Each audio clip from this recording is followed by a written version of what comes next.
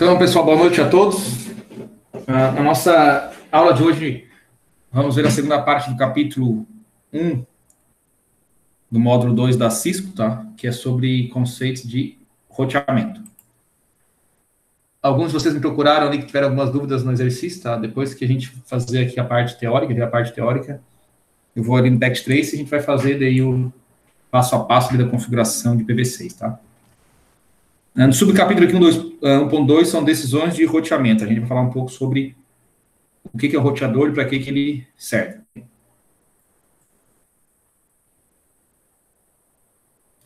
Então, pessoal, a principal função de um roteador é encaminhar os pacotes ao destino, tá? Que a gente também chama isso de roteamento. Então, o roteamento nada mais é do que pegar um pacote e endereçar ele para um novo destino. Então, para fazer isso, o roteador usa uma função que a gente chama de switching, tá? Que é um processo que vai aceitar um pacote em uma das interfaces do roteador, vai fazer um processamento interno e vai encaminhar esse pacote para uma outra interface de saída desse mesmo roteador, tá? E a gente não deve confundir esse switching, tá, com a função de um switch, que é um outro equipamento, que é um equipamento de camada 2 do modelo OS, tá? Que a gente vai ver mais futuramente nessa disciplina, tá? Então, o switch é um processo, tá? É uma função de pegar um pacote, fazer algum processamento em cima dele, para verificar para onde a gente tem que enviar esse pacote, e depois encaminhar esse pacote para uma interface de saída, tá? Então, essa função de switch, ela também vai encapsular os pacotes no tipo apropriado do quadro de link de dados para a interface de saída, de acordo com a tecnologia que a gente utiliza para conectar os roteadores, tá? Então, aqui nessa... Deixa eu aceitar mais um colega que está entrando aí, atrasado. Só não consegue chegar no horário. Então, pessoal, aqui a gente tem aqui um exemplo aqui de um PC1 que quer enviar um pacote para o PC2, tá? E no meio do caminho, esse pacote tem que passar por 3 roteadores. Então, aqui no PC1, lá da camada 7 até a camada 1, nós vamos encapsulando os dados, tá? No cabeçalho aqui da aplicação da camada 7, camada 6.5. Depois, aqui na camada 4, vai ser também inserido o cabeçalho de transporte, pode ser o TCP ou o UDP. Na camada 3, nós vamos inserir o cabeçalho IP. E na camada 2, algum cabeçalho a nível de enlace de dados, que pode ser um cabeçalho Ethernet, um cabeçalho de uma tecnologia serial. E na camada 1, a gente transforma tudo isso em bits para enviar pelo meio físico, tá? Então, o PC1 vai enviar aqui para o R1, que é o roteador 1. Por sua vez, o roteador 1 ele tem que ler e abrir esse pacote, tá, até a camada 3, tá? Por quê? Porque tem que ver qual é a tecnologia que está sendo utilizada para enviar os dados aqui entre ele e o próximo roteador. Ele precisa ler a camada 3 para ver o IP de destino desse pacote, para ele conseguir saber, ou conseguir processar para onde que ele tem que enviar esse pacote, tá? E também depois ele vai fazer o encapsulamento no sentido inverso, de acordo com a tecnologia que ele está utilizando. Aqui, como é uma tecnologia Ethernet, ele vai encapsular aqui na camada 2 um quadro usando a tecnologia Ethernet e vai enviar esse pacote para o R2.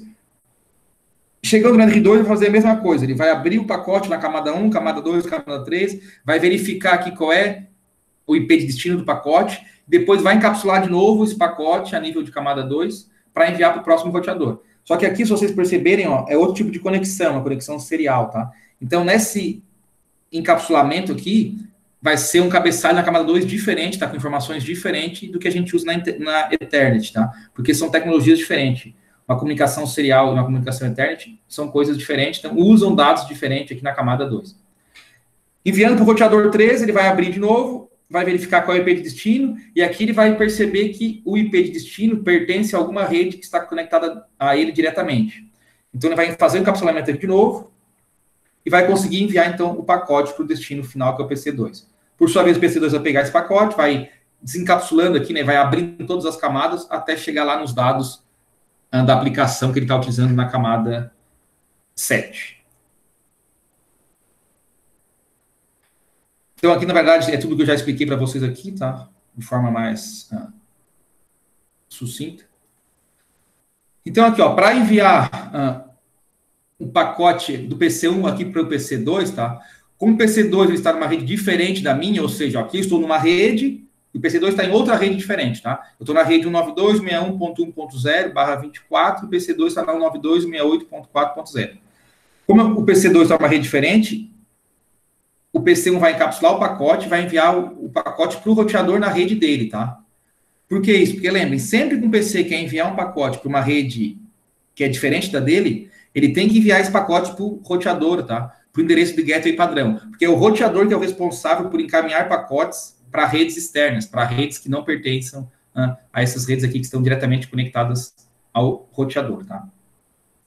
Então, para o PC1 enviar um pacote para o PC2, o que vai acontecer?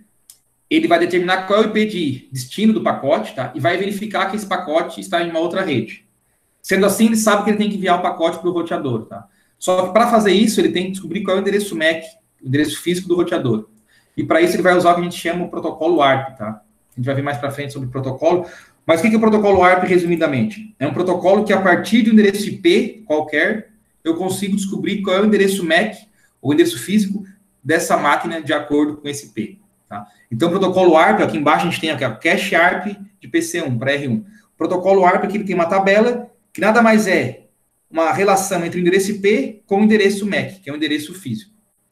O endereço MAC ele tem 6 hexadecimais, né? Só que aqui está só 4 para efeitos de exemplo, tá? Para simplificar o tamanho do MAC. Mas o MAC, na verdade, eles são 6 hexadecimais, tá? Aqui, 6 não, desculpa, são 12 hexadecimais, tá? Aqui estão só 4 para exemplificar.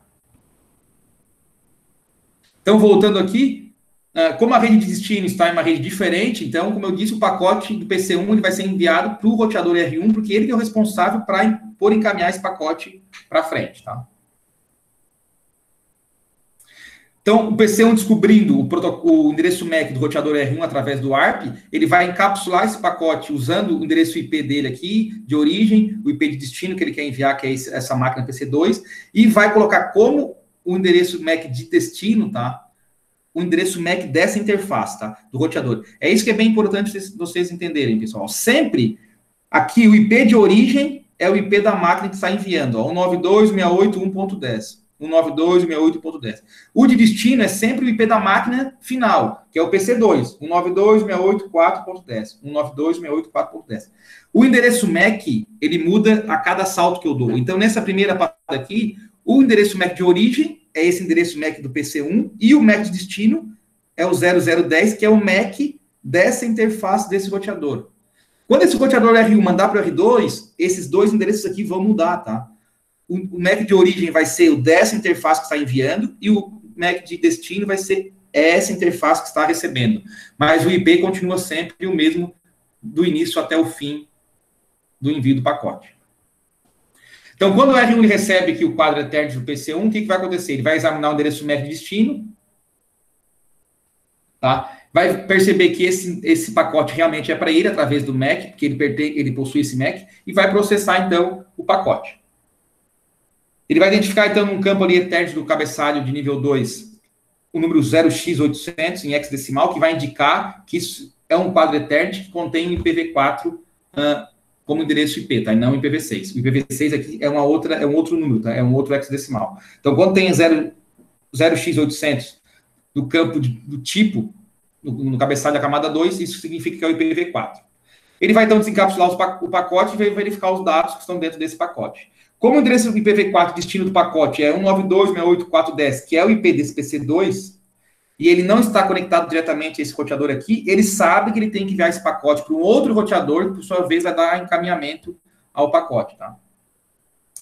Então, para fazer isso, ele vai pesquisar a tabela de roteamento dele, e lá na tabela vai ter algo assim, ó. Para eu chegar na rede 192.168.4.0/24, que é a rede que esse PC2 pertence, tá?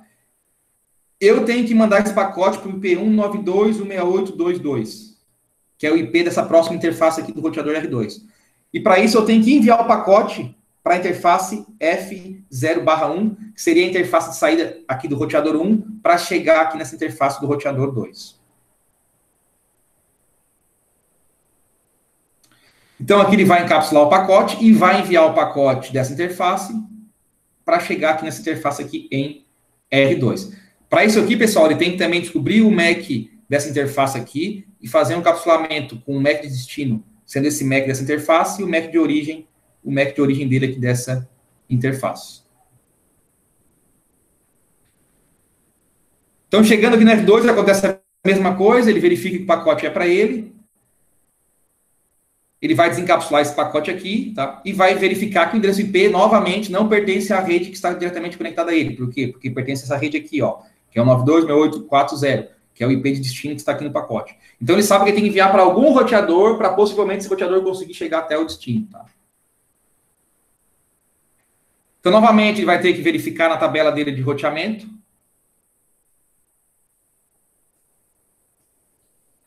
Só que aqui, como é uma interface serial, pessoal, tá? Ele não precisa descobrir o MAC de destino aqui, o MAC dessa interface do R3. Por quê?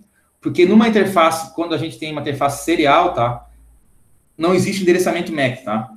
Então, aqui é o que está escrito aqui embaixo. Como não há endereço MAC na interface seriais, o R2 vai definir um endereço de camada de enlace, tá? Para o equivalente de um broadcast. Ele usa um endereço lá padrão, default, porque quando a gente usa cabos seriais, conexão seriais, a gente não utiliza o endereçamento MAC, tá? O endereço físico, como a gente utiliza na tecnologia Ethernet, tá? Então, ele vai pegar esse pacote e vai enviar aqui para o R3.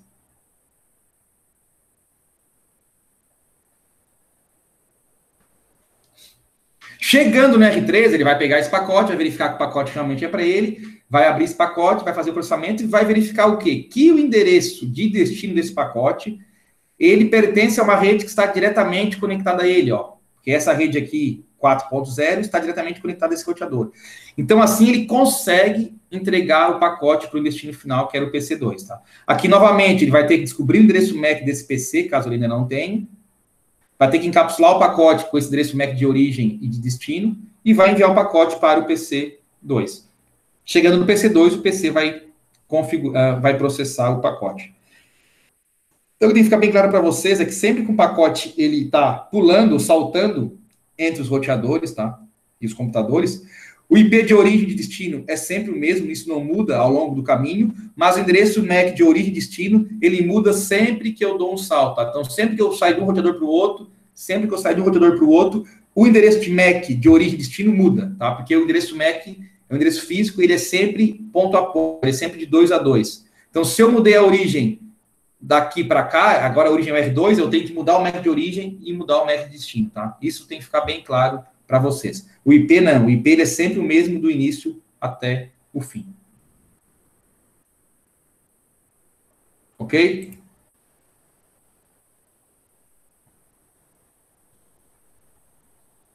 Quem fala alguma coisa? Ou escreve? Tudo certo? Beleza. Tá, pessoal? Então, ó, o IP é sempre o mesmo da origem até o destino, tá? Não muda esses campos aqui. Agora, o MAC, ele sempre vai mudar, sempre que o pacote pular, dar um salto, o MAC de origem e destino vai mudar de acordo de onde ele está saindo e para onde ele está indo, tá?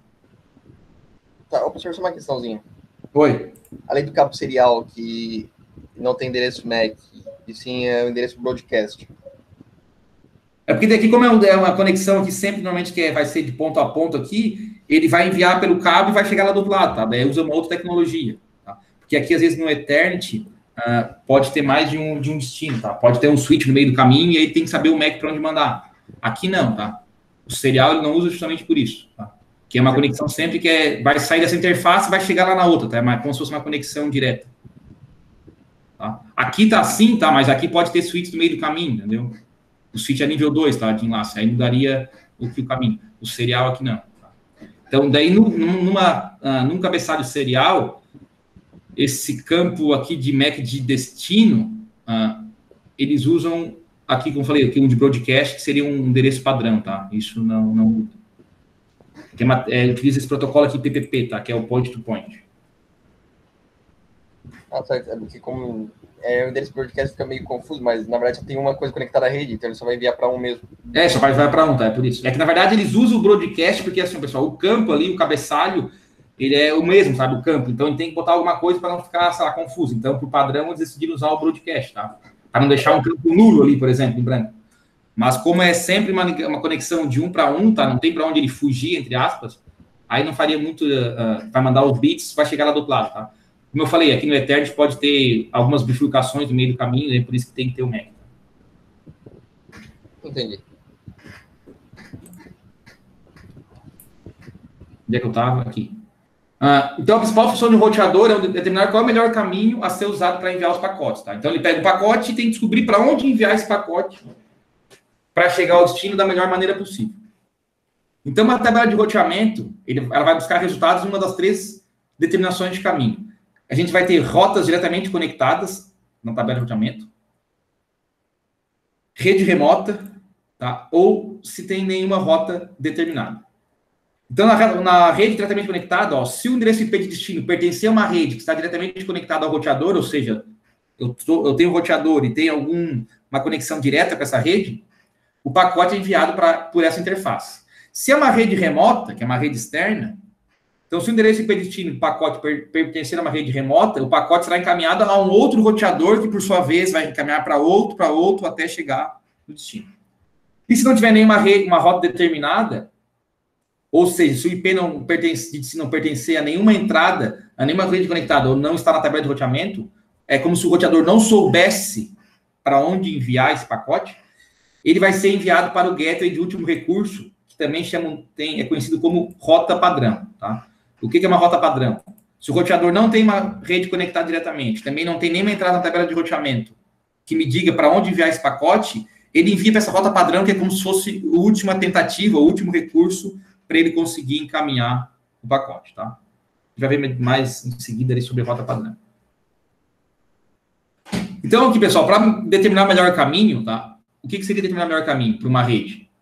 Ela vai envolver a avaliação de vários caminhos, selecionar aquele caminho que é o ideal ou o menor, tá? Ou aquele que é mais fácil, mais rápido para o pacote chegar até o destino. O melhor caminho é selecionado de acordo com a métrica ou o valor que é usado pelo protocolo de roteamento. Então, cada protocolo de roteamento, os estáticos e os dinâmicos, eles têm uma métrica, tá? Para medir o quão fácil ou quão melhor é um caminho em relação ao outro, tá?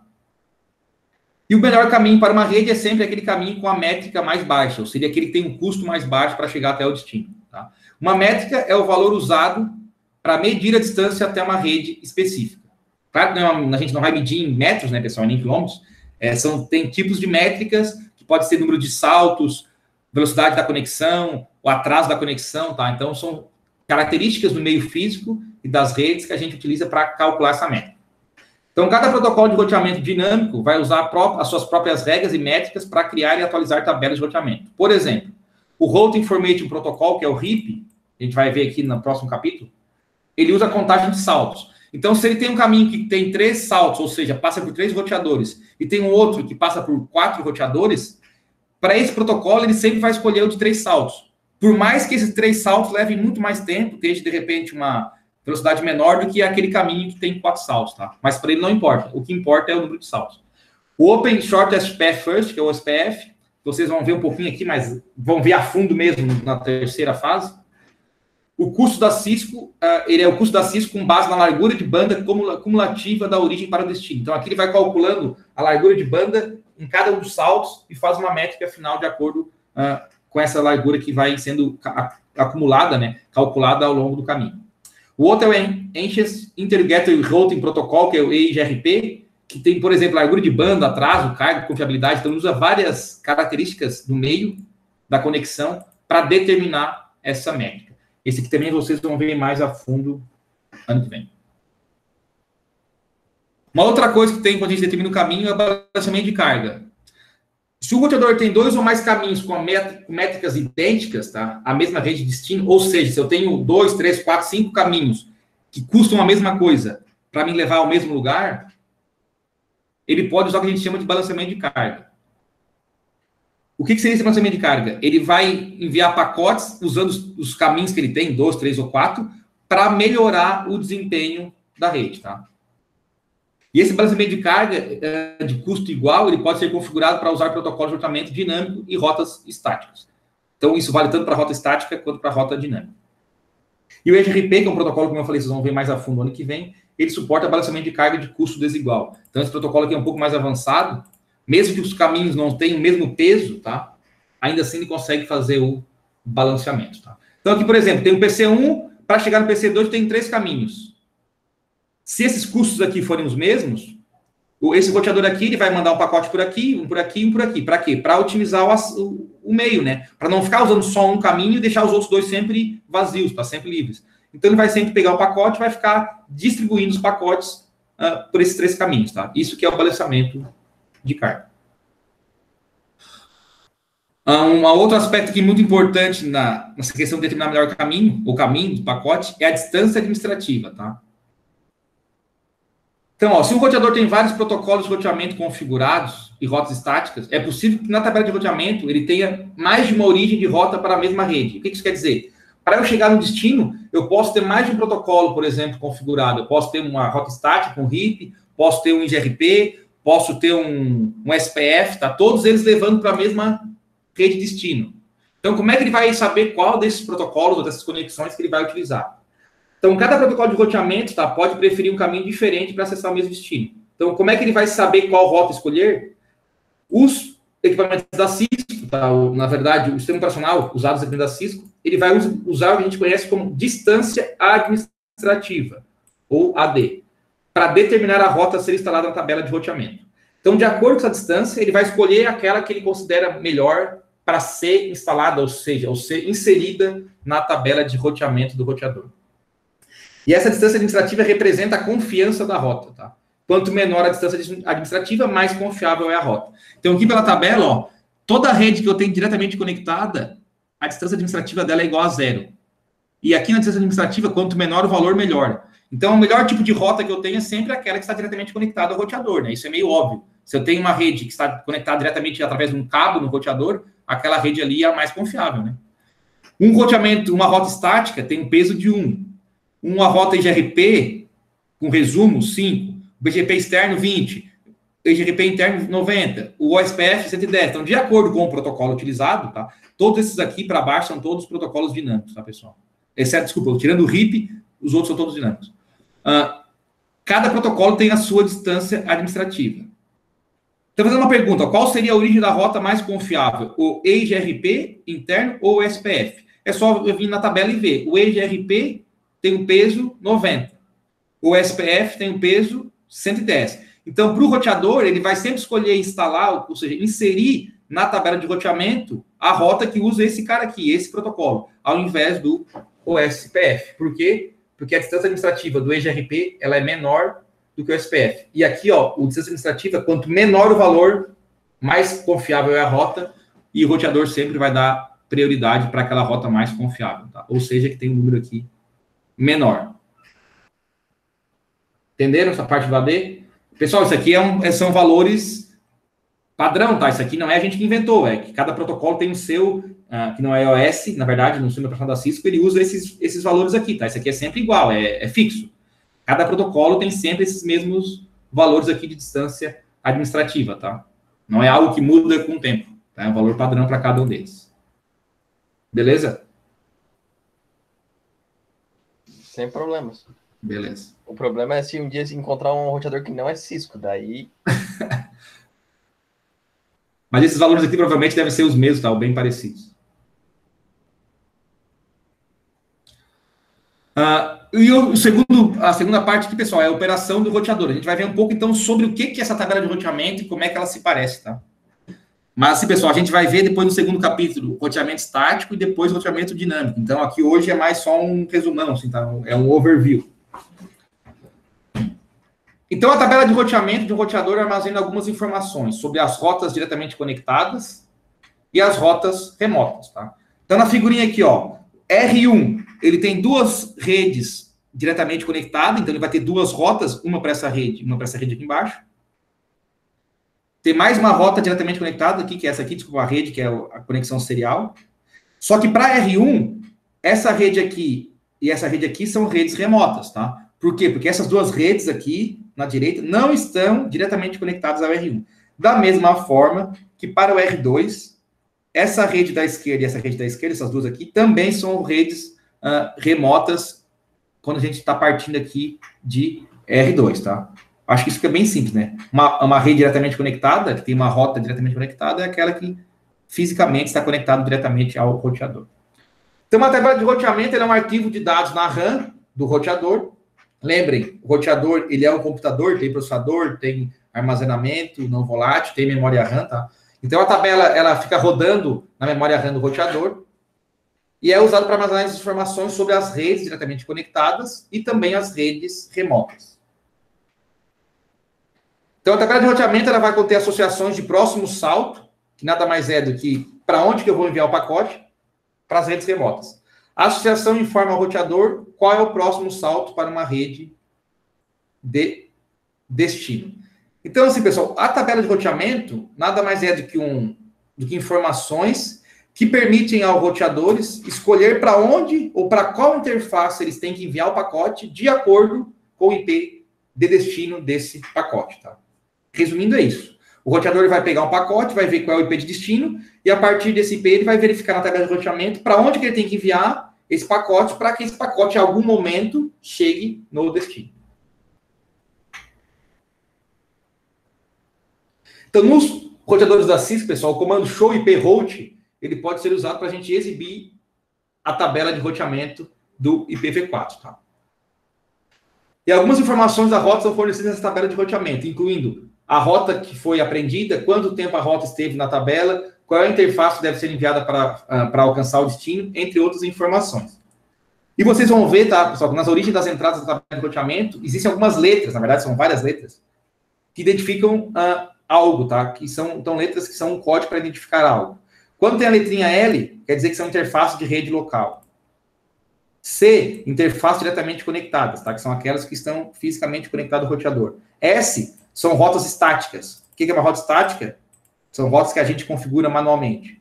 D, é quando a rota foi aprendida dinamicamente por um outro roteador que usa o protocolo eGRP. O O, aprendida de forma dinâmica por um roteador que usa o protocolo SPF, tá? Então, são várias letrinhas aqui, cada uma delas especifica um protocolo dinâmico ou estático, ou se é rota diretamente conectada.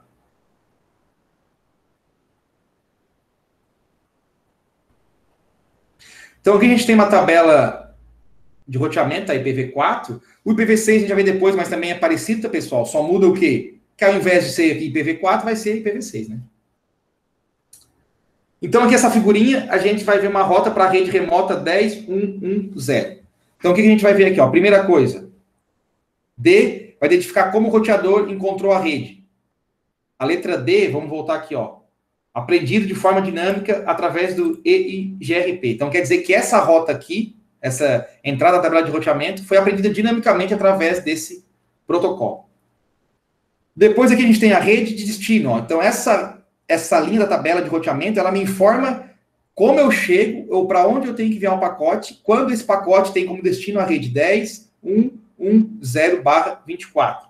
O próximo númerozinho aqui, o 90, é a distância administrativa, que é a confiança na rede. Lembrem lá que cada protocolo tem o seu. O do eGRP é 90, então aqui aparece a distância administrativa desse protocolo. E esse número aqui grandão é a métrica, que é o valor atribuído para alcançar a rede remota, tá? Quanto melhor a métrica, melhor. Quanto menor esse número aqui, quer dizer que mais fácil ou mais rápido eu alcanço o destino, tá? De novo, isso aqui é calculado de acordo com o protocolo, tá? Isso aqui é calculado nesse protocolo de forma dinâmica, não é a gente calcula, ele mesmo calcula. Depois aqui o outro número, 209.165.202.226, é o próximo salto. O que é o próximo salto? É para qual IP eu tenho que enviar o pacote, tá? Então, se eu estou aqui no R1 e quero enviar o pacote aqui para o R2, ó, eu vou enviar para 209.165.202.226, que seria o quê? Exatamente o IP dessa interface aqui serial 000 do roteador R2, tá? Então, esse cara aqui é o IP que eu vou enviar o pacote, ou seja, é o IP de destino que eu estou enviando o pacote. Não tem nada a ver com o IP de destino do pacote, tá, pessoal? O pacote aqui do R1, ele vai ter um IP de destino que é alguma máquina em outra rede. Esse IP aqui é somente o IP que eu vou enviar o pacote para o próximo salto. Esse aqui em azul é o registro da data e hora, ou seja, quanto tempo se passou desde que a rota foi apreendida. E o último aqui é a interface de saída, ou seja, para qual interface eu tenho que enviar o pacote, eu tenho que enviar o pacote para chegar aqui nesse IP. Como eu estou aqui, eu vou enviar por essa interface serial 000 para chegar nessa outra interface aqui, 000 do roteador R2. Então, aqui são os campos que existem em cada entrada aí da tabela, para cada rota da tabela de roteamento. Falando um pouco agora das rotas diretamente conectadas, tá?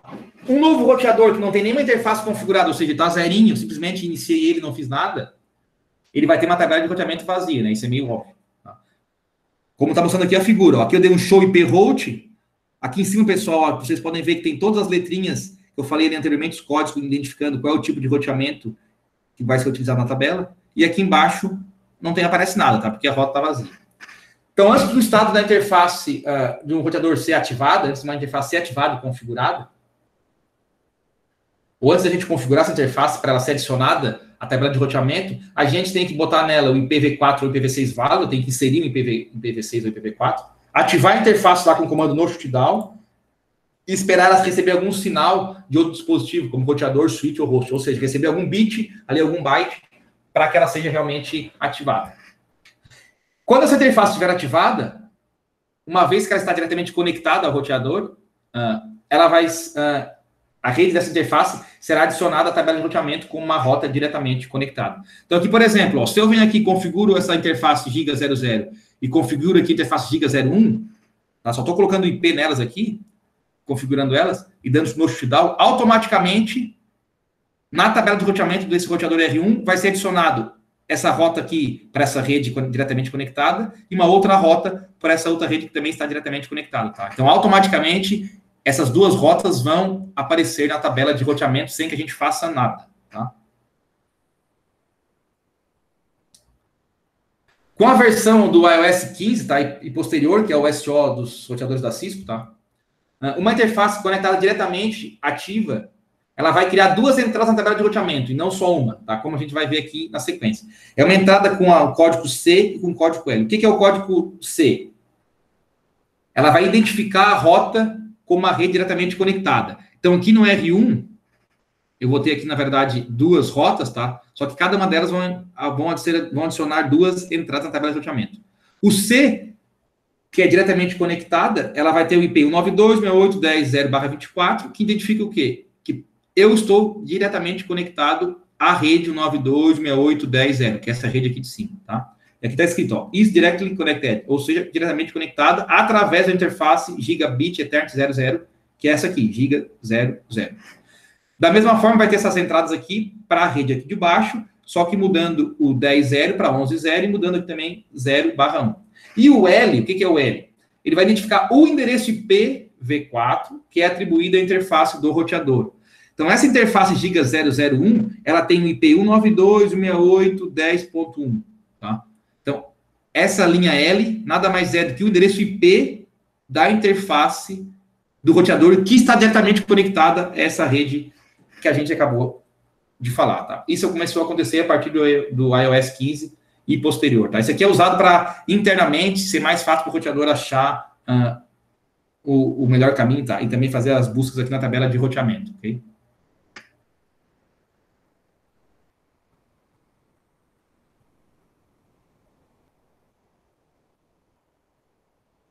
Aqui um exemplo de uma rota diretamente conectada. Quando as interfaces são configuradas com o endereço IP apropriado, uma máscara de subrede, e são ativadas com o comando no shutdown, como a gente já viu anteriormente, automaticamente elas vão aparecer na tabela de roteamento, tá?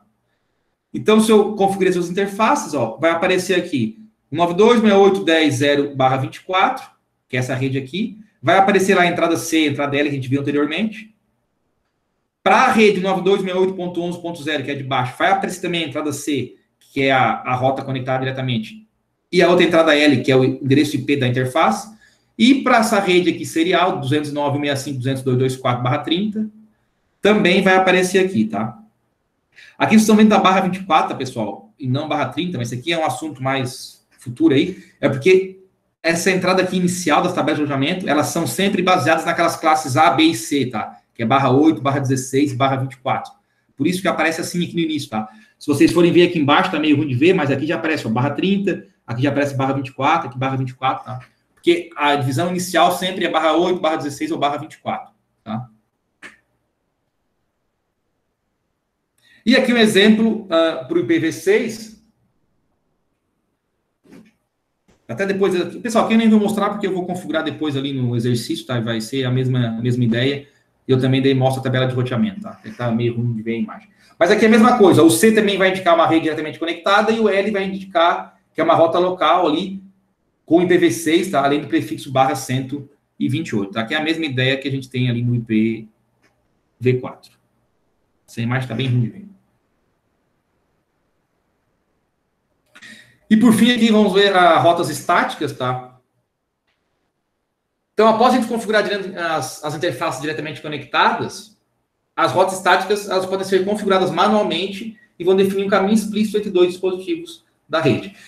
Então, o que é uma rota estática, pessoal? É uma rota que o administrador vai lá e manualmente ele configura o caminho. Por exemplo, estou aqui no R1 e vou dizer, ó, eu estou no R1. Para chegar aqui na rede 10.1.1.0, eu tenho que seguir tal caminho, ou eu tenho que enviar o pacote para tal IP, ou para tal, por tal interface. Tá? E aí eu, manualmente, que vou dizer para onde que eu vou enviar o pacote, independente de qualquer coisa. Quais são as vantagens das rotas estáticas? Elas são mais seguras e têm uma melhor eficiência, tá? Porque elas usam menos largura de banda e CPU para calcular o melhor caminho, tá? Porque algo já, como o nome já diz, estático, é algo que já está calculado, então é simplesmente uma questão de ler a rota e enviar o pacote. Os roteamentos dinâmicos, tá? Eles têm mais processamento porque eles têm que ficar aprendendo de tempos em tempos os melhores caminhos, porque a rede vai se modificando, vão sendo inseridos novos equipamentos, vão sendo tirados novos equipamentos. Então, o roteamento dinâmico, ele sempre tem esse processo de ser, por ser dinâmico, está aprendendo as rotas sempre que preciso, tá? Então, eles têm um pouco mais de custo de processamento para o roteador. Só que para uma rede que é gigante, pessoal, é impossível você só usar a rota estática, tá? Com certeza, a gente vai usar o roteamento dinâmico, porque não vai ter ninguém no mundo que vai ficar lá reconfigurando as rotas estaticamente cada vez que um roteador ou centenas de equipamentos, roteadores, enfim, máquinas, são alteradas na rede, né? Então, sempre é usado um conjunto de rota estática com rota dinâmica. Existem dois tipos principais de rotas estáticas, tá? A rota estática para uma rede específica, que eu vou configurar que para chegar em tal rede eu vou usar tal caminho. E a rota estática padrão, que a gente falou anteriormente, que é aquela que quando não existe nada na tabela de roteamento, eu vou enviar aí para essa rede padrão, tá? Para configurar uma rota, a gente usa o comando IP route network mask, tá? Passando a rede e a mask do subrede, tá? No próximo capítulo a gente vai ver isso mais em detalhes, vai ter até exercício, tá? Mas o comando é simples, IP route, qual a rede, qual a mask. E a tabela de roteamento, ela mostra as entradas de rota estática sempre com a letra S, tá? De static. Então, se lá na tabela de roteamento tiver um S, quer dizer que aquela rota foi feita estaticamente, foi configurada estaticamente por alguém. E para a gente configurar a rota padrão, tá? Só fazendo aqui uma analogia, pessoal, uma rota padrão, estática padrão, ela é semelhante ao gateway padrão no PC, tá? Da mesma forma que um computador, quando ele quer mandar um pacote para uma rede externa e ele não consegue fazer isso, ele precisa mandar para o gateway dele, que é o roteador que ele está conectado, para daí sim o roteador mandar o pacote para frente. Uma rota padrão para o roteador é a mesma coisa. O roteador não sabe como enviar o pacote para a rede destino. Então ele vai enviar para essa rota padrão com a esperança de que no caminho para adiante, alguém consiga entregar o pacote até o destino.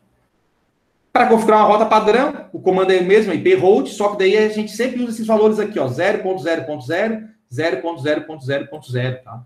E depois aqui passando a interface ou o IP de próximo salto, tá?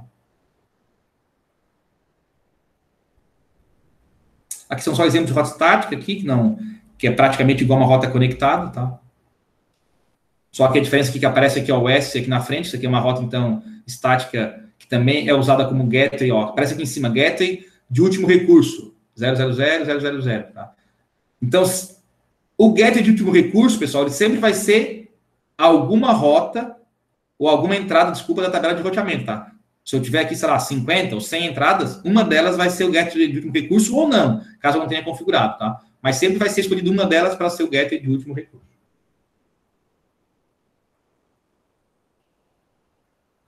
E a rota IPv6 estática, o comando é esse aqui, é IPv6 route, aí a gente usa 2.2.0, que significa tudo zero, né, em IPv6, e passando também alguma interface de saída.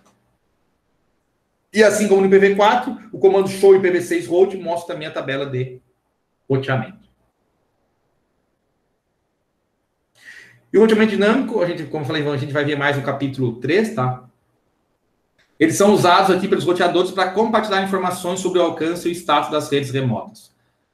Então, pessoal, em vez de a gente configurar manualmente as rotas, a gente configura os protocolos de roteamento dinâmico nos roteadores e eles se comunicam entre si, trocam informações para conseguir mapear a rede, tá? E conseguir criar, de forma dinâmica, de forma automática, as entradas na tabela de roteamento, tá? Então, por exemplo, aqui, se esse roteador aqui, ele é conectado a uma nova rede, ele vai passar essa informação para os outros roteadores da rede e eles vão conseguir aprender a rota dinamicamente para essa nova rede, sem que alguém tenha que ir lá manualmente e criar uma rota para isso. Então, aqui, alguns roteadores da Cisco são compatíveis com uma ampla variedade de protocolos de roteamento IPv4, tanto dinâmico quanto estático, incluindo o EGRP, o SPF, o ISS, o RIP, entre outros, ok?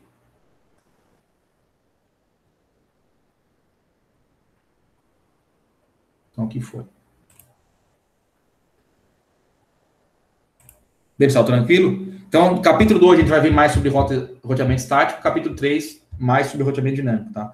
Só que o roteamento dinâmico vai ser, assim, bem também um resumo, porque no módulo 3 da Cisco, ele é praticamente todo de roteamento dinâmico, pelo menos a metade, sei lá, um terço, ou a metade é de roteamento dinâmico, o SPF, EGRP, enfim. Aí vocês vão ver mais a fundo como configurar e tudo mais.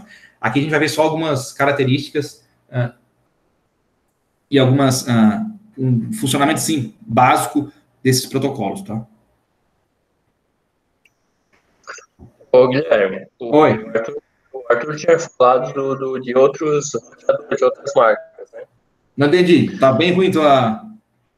O Arthur tinha falado de roteador de outras marcas, né? Aham. Tem o Furukawa, né? Que também é em Curitiba. Ele segue o mesmo padrão da Cisco ou é totalmente diferente? O SO... Não, é o SO diferente, tá? Mas esses protocolos aí, provavelmente, ele aceita os mesmos protocolos, tá? Só que a configuração, se é outro desenvolvedor, é um outro SO, vai ser diferente, tá?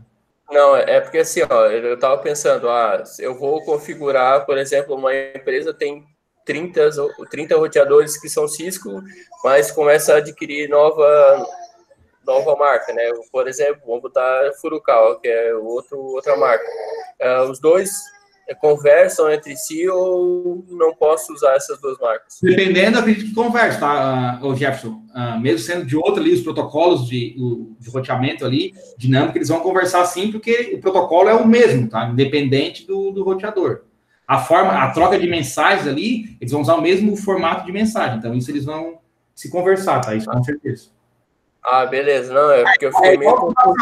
Tu usa o IPv4 no Mac e tu te conversa com o Windows, ou com Mac, sei lá, com celular de outra marca, né? Enfim, então isso depende. O protocolo é o mesmo. Mas como é que... Eu nunca vi um da Furukawa, enfim. Mas acredito que a configuração é um pouco diferente. Mas o funcionamento, eles têm que se conversar, porque o protocolo, eles têm que usar o mesmo, tá? O protocolo é um padrão. O roteador tem que seguir aquele padrão, tem que enviar a mesma mensagem e tudo mais, tá? Independente da marca, né? Porque senão, imagina, vou conectar um PC da HP com um PC da Apple e daí não vai funcionar, entendeu? Aí não, tá? Não, beleza. Não, eu tava meio confuso nessa parte. Se eu for... Os protocolos, eles existem justamente por isso, tá? O protocolo existe para ter uma intercomunicação entre máquinas independente de quem fabrica as máquinas, tá? Beleza. Então, pode ser que um ou outro, alguma máquina não segue muito padrão, tem algum problema, tá? Pode acontecer, tá? Não sei. Mas a ideia é que eles se conversem corretamente, justamente porque eles têm que seguir esse mesmo protocolo, tá? Beleza. Às vezes pode acontecer de uma máquina não implementar uma parte do protocolo, alguma função, e aí ter algum tipo de erro, algum tipo de problema para te conseguir algo que tu queira, tá? Mas a ideia é que isso não aconteça, tá? Beleza? Beleza.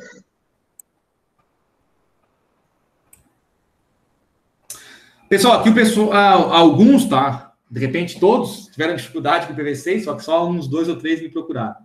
Mas vamos lá, vamos aqui configurar, ó. Essa parte da esquerda já tinha feito na aula passada, tá lá no vídeo. Hoje vamos configurar aqui a parte direita, que é IPv6, nesses caras aqui, tá? Então vamos lá. Estão vendo aí a tela do PEX3, né? Sim. Pessoal, então para configurar o PC, a gente vai, de novo aqui, desktop, IP configuration, e aí a gente vai usar onde? Ó, IP configuration ou IPv6. A gente quer IPv6, tem aqui embaixo. Então eu vou lá na tabelinha que eles nos deram lá. PC3, ó. PC3, o IP é esse cara aqui, ó. 2001, DB8, code. Uma coisa que o pessoal se confunde, pessoal, ó. O barra 64, eu tenho que botar aqui do ladinho, ó. Tá vendo? A barra 64. Então, configurei aqui o IPv6 desse cara aqui. O que mais tem de informação lá? Ó, o gateway padrão. FE80 2 ponto, 2 ponto. Então, aqui, IPv6 gateway padrão, aqui. Esse local address aqui, pessoal, já vem, porque esse aqui é um endereço, é a nível local, tá? É só de rede, na rede interna. Então, é um endereço que o SO já automaticamente ele atribui à interface, tá? É um endereço que nunca ele é roteado para fora da rede, é só usado internamente mesmo para comunicação entre as máquinas da própria rede. Então, já configurei esse aqui. Agora vamos configurar o PC4. PC4, desktop, IP configuration, vamos lá na tabelinha. Já vou copiar aqui, ó. Percebam que é o mesmo endereço de gateway, tá?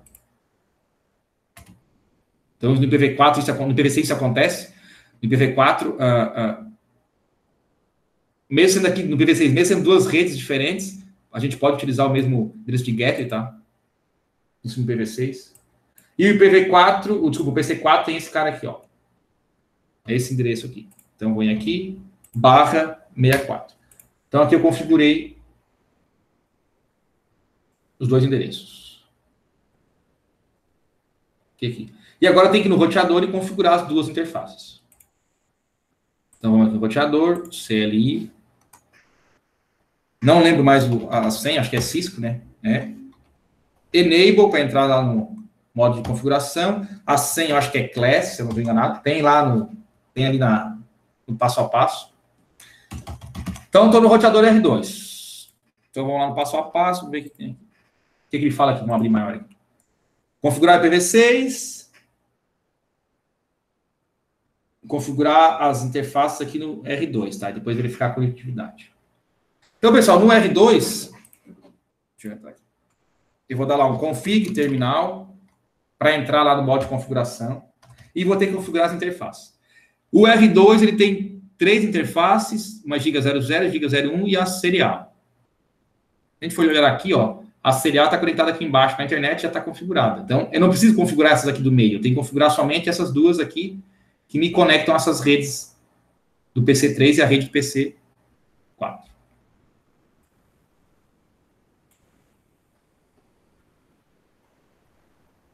Então, a 00 é esse IP aqui. Então, vamos lá. Não sei como configurar. A gente dá aqui uma interrogação e aparece toda a lista de comandos que eu consigo aqui ter nesse lugar que eu estou, tá? Um deles é aqui, ó, interface. Selecione a interface para configurar. Então, vamos lá. Vou dar Enter para terminar. Interface. Não sei o que eu coloco depois. Interrogação. Ethernet, Fast Ethernet, Gigabit. Aqui é o tipo de interface. Essa interface é uma interface giga, né? Então, eu vou colocar o que aqui? Giga.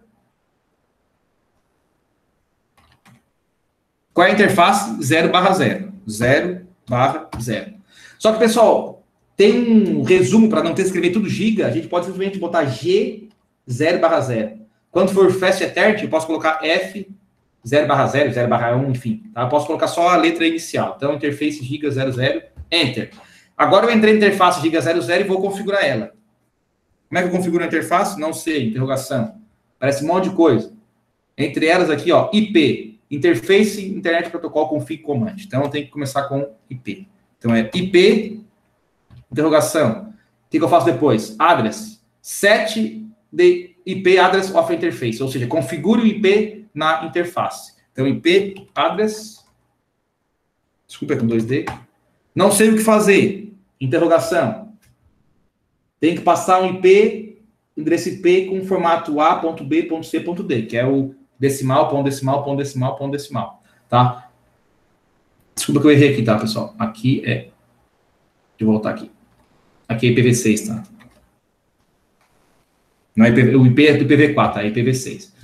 Aqui tem a mesma coisa, address lá em cima, configurar IPv6. Então, IPv6, address. A diferença para configurar um IPv4 e IPv6, pessoal, desculpa, é o início, tá? IPv4 é IP, IPv6 é IPv6. Agora sim, ó. Formato IP, qual é o IP? Tá lá em cima. Desculpa que eu apertei aqui um botão sem querer. Deixa eu voltar aqui. Vou botar aqui manual. 2001 DB8 C0DE. Agora é um 0 ou um lucro, acho que é 0. DB8. 12.2.1/64. 2001 DB8 C0DE 12.2.1/64. Enter. Opa, faltou mais um comando aqui para ele. V6, address, Ali, professor, tu botou CODE, não é 0 no lugar do O? Claro, é certo, louco, nem pode ter O no negócio. Hexadecimal só vai até o F, né? Como é que vai ter O? Tá certo, eu digitei errado. Eu falei 0 e digitei O. Então, pessoal, aqui IPv6, address, passando o IP e o prefixo. Uma diferença lá do IPv4 é que no IPv4 a gente coloca o endereço IPv4, espaço, a máscara, né? No formato lá 255, 255, 255, ponto alguma coisa. No IPv6 é tudo junto, ó. É o endereço barra o prefixo, tá? Que é o que está dado ali. E, não esquecendo, no shutdown, para ativar a interface. Essa é a parte que trola. Pessoal, aqui, ó, se você não sabe o resto do comando, ó, dá aqui um SH e dá um tab, que ele autocompleta. Aparece aqui, ó, a interface mudado para AMP, ou seja, estou ativando a interface que eu acabei de configurar. Deixa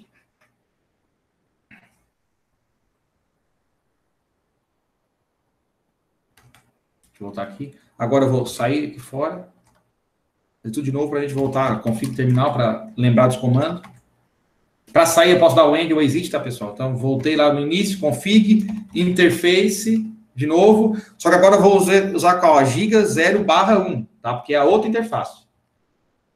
O comando é o mesmo, IPv6 address, só que eu estou em outra interface agora. E o IP é 2001 DB8 C0DE 13. Então, aqui, no mês de 12 é 13. 2.2.1/64. De novo, no shutdown. Para ativar a interface, ativei aqui a interface, configurei. Saí. Agora vamos voltar lá para ver o que aconteceu. Ó, verdeou tudo aqui as setas, né? Vamos ver o que vai acontecer. Eu vou entrar aqui nesse PC e vou tentar dar um ping pro PC de baixo ali, tá? Desculpa se eu botar no cantinho aqui. Então, vamos lá. Ping 2001 DB8. Desculpa, DB8. Só lembrando que IPv6, tá? Maiúsculo, minúsculo, não faz diferença. C0DE 13. Esse cara aqui, vamos só ver qual é o endereço IP dele aqui. É o 3.2.2.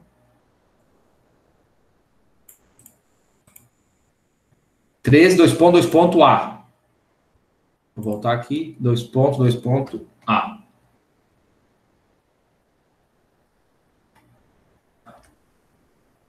Ó, já pingou, tá? Deu ping, então o PC3 conseguiu chegar no PC4.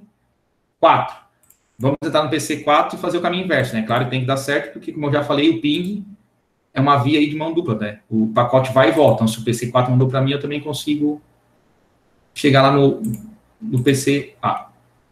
Então, vamos lá. Comando. Só quero ver aqui qual é o IP do PC-A. Desculpa. PC3 é 12.2.2.A. Então, eu estou aqui no PC4, eu vou dar um ping 2001 DB8 C0DE 2.12, 2.2.A. Se não errei isso. Enter. Então, ó, o PC4 também está chegando, PC3. E vamos tentar chegar aqui nesse servidor aqui, tá? Que é um servidor de pilha dupla. Tem esse IP aqui. Consigo abrir aqui? Consigo. Vou copiar aqui na mão o IP para não ter que instalar. Então, o IP dele é esse aqui. PC4, vou dar um ping. Para o 2001 DB800 2.1 2.2.A, que é esse servidor aqui. Aí, aqui ele vai ter que passar aqui pela internet para chegar nele, né? Chegou também, tá? Então, o PC4 chegou lá no servidor. E vamos ver se o PC3 também chega. Ping. Ping. Chegou também. Então, assim, a gente configurou o IPv6 no PC3 e no PC4, configurou aqui com o IPv6 as duas interfaces e a gente conseguiu atingir aqui a comunicação entre eles também com o servidor. Claro, pessoal, que essa interface já estava configurada, essa rota, e aqui dentro também, tá? Aí, futuramente, os exercícios vai ficando mais complexos, vão ter que configurar também as rotas remotas, entre outras coisas. Deixa eu voltar aqui. Deixa eu dar aqui um exit. Show IP host. Ó. Eu dei um show IP host e não apareceu nada. Por que não apareceu nada? Porque o show IP host ele me mostra a tabela de roteamento IPv4. Só que a gente configurou o que aqui? IPv6, né? Não foi IPv4. Então eu vou dar o show IP V6 host. Vamos ver se vai aparecer alguma coisa aí. Olha o que apareceu aí, ó. Apareceu algumas entradas na tabela de roteamento, tá? Que são quais entradas? As diretamente conectadas, ó. Para a rede aqui, Code 11, Code 12, Code 13, tá? Code 11, essa aqui, ó, a serial. A Code 12 aqui em cima, a Code 13 essa aqui. Tem aqui uma serial, ó, desculpa, o que é o S? Estática, ó, 2.2./0. O que é isso aqui, pessoal? Isso aqui é uma rota estática que foi configurada, né? Que pode ser configurada como uma rota de último recurso, tá? Esse caso aqui não foi, deixa eu ver se foi configurado ou não. Foi configurado como último recurso. Então, quando o PC não sabe para onde mandar, ele manda para esse cara aqui, tá? E se eu entrar lá no roteador R1, não está configurado agora, né, as interfaces, tá? Mas só para a gente entrar e dar o mesmo comando, vocês vão ver que não vai ter nada porque a gente não configurou. Mas se vocês configuraram aí